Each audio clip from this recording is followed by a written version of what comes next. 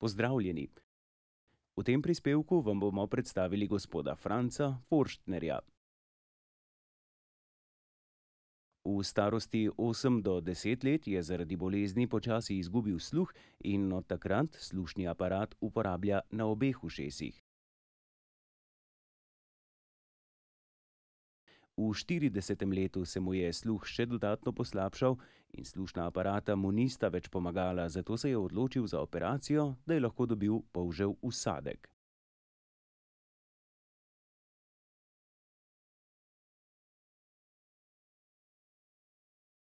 Polžev vsadek nosi že 8 let in vprašali smo ga, kakšna pričakovanja je imel pred operacijo in kako živi s polževim vsadkom.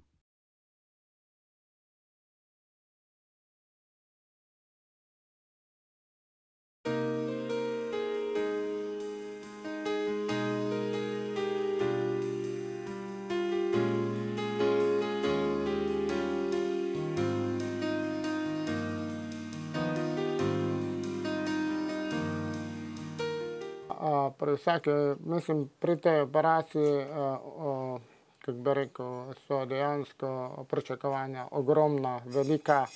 Od začetka po operaciji, ko sem dobil zunanji del polžka, nisem slišal nič.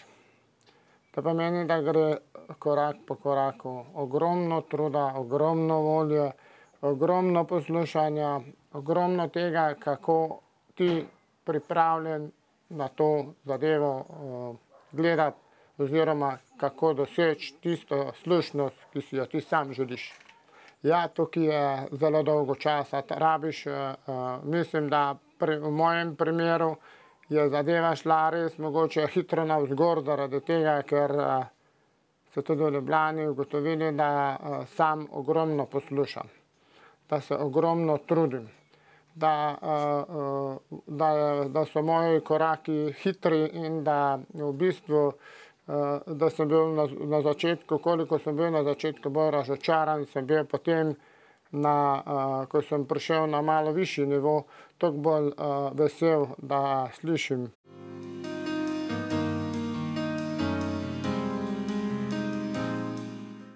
S to aparaturo zunanji del lahko se ti ukvarjaš s športom, samo je priporočljivo, da se odstrani, da se da dol.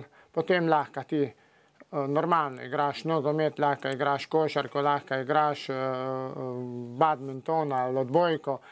V bistvu lahko tudi lavfaš, ampak v bistvu občutljiva je tudi na vlago, to moram povedati, s to zunanjim delom ne moreš plavati pod vodo ali pa te stvari, tako da te zadeve sem že prej vedel, da določene dele ne moreš izpostavljati vodi, vlagi, švicu in tem stvarem, ne. Lahko si pa športno aktiven. Moraš pa tudi paziti na podkožni del, ne, tam, kjer je operacija, da ne pride tam do kake poškodbe, udarca na tisti del, ne, ki je pač občutljiv na to. Kar se tiče za slušni aparat, so zelo dobra stvar, je zelo odlična, kako bi rekel, opcija v primeru, da še imaš ostanke sluha dovolj velike. Tudi drugače je slušni aparat, ni potrebne operacije, je to super stvar. Drugače pa recimo, kar se tiče pri slušnih aparatih, je tudi nekaj dobrih, tudi nekaj slabih stvari. V vsakem primeru, če ti slišiš, je manj slabih, vedno je več dobrih, a ne, ampak vseeno, če bi vzporedni se potegnil, s polževim vsadkom slišiš tiste glasove, ki jih z aparatom ne slišiš. Se povrne se ti v bistvu slišeče polje, se ti povrne dosti višje, kot je pri slušnem aparatu. Je pa tudi druga stvar, ne, da recimo, če si popolnoma gluha oseba, če ti aparat ne služi več, potem dejansko se moraš odločiti, ali greš v to ali ne greš. To je stvar vsakega posameznika.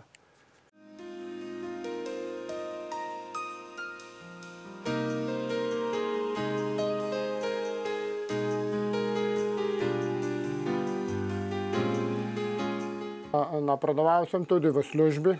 In če bi dejansko že prej imel polžev sadek, bi tudi dejansko dosti več slišal, bi tudi dosti lažje komuniciral v službi, bi ljudmi lažje sodeloval, manj truda bi bilo vloženega v sporazumevanje.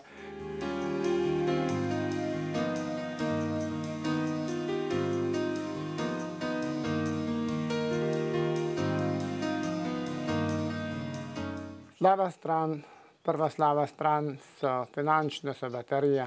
Mislim, baterija 3-4 dni, 3 baterije, v bistvu je to en paket 5 evrov, praktično v 8 dneh. Sicer se zdaj to malo spremenilo, ravno testiram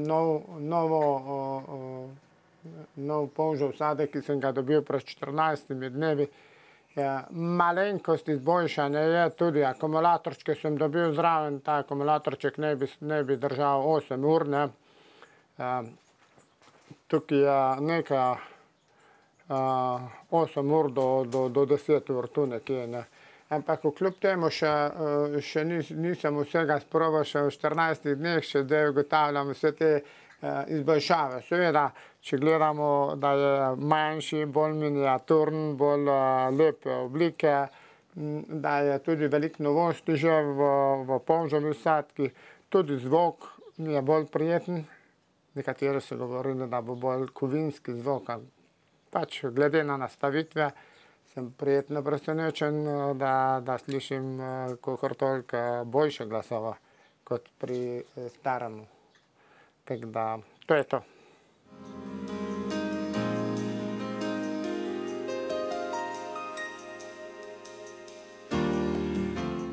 Imam v večini primerov, sem tudi že prej, ko sem imel slušni aparat, sem imel v večini primerov stike bolj s slišečimi osebami.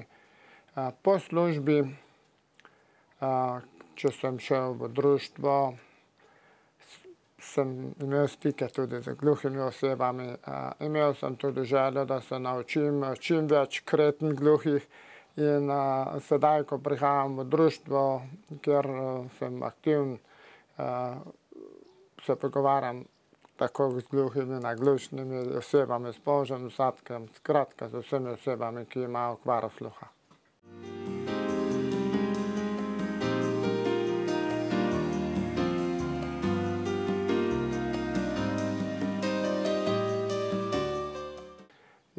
Polžev sadek je v bistvu magnet.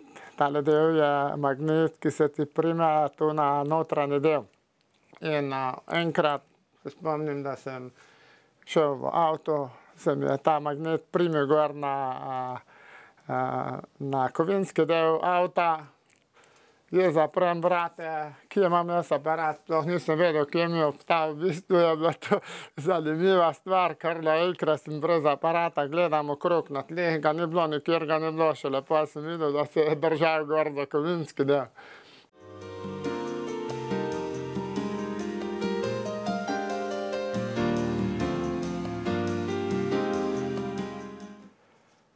Ja, dejansko mislim, da je gluhota zelo težka invalidnost.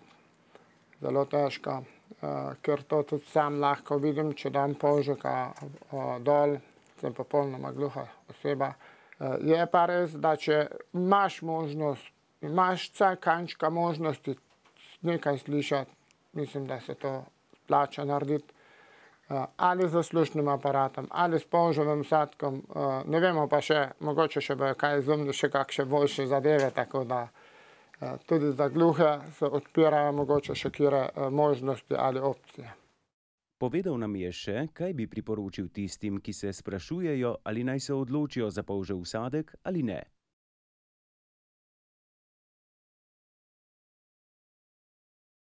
Težko vprašanje, ja.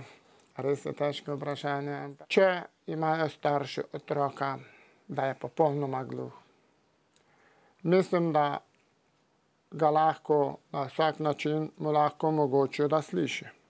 Seveda je spet to stvar staršev. Vsak se mora odločiti sam. V bistvu treba je narediti veliko preiskav. Tu je 7-8 preiskav, ki se morajo narediti, predno grejo sploh operirati, če si primerni kandidat. Mislim, da je to stvar potem tiste osebe, ali se bo odločila, ali se ne bo odločila. Ker nekateri pač niso bili s tem zadovoljni, niso sluh tako dobro rehabilitirali. Žal za sebe pa moram reči, da sem zadovoljen s tem.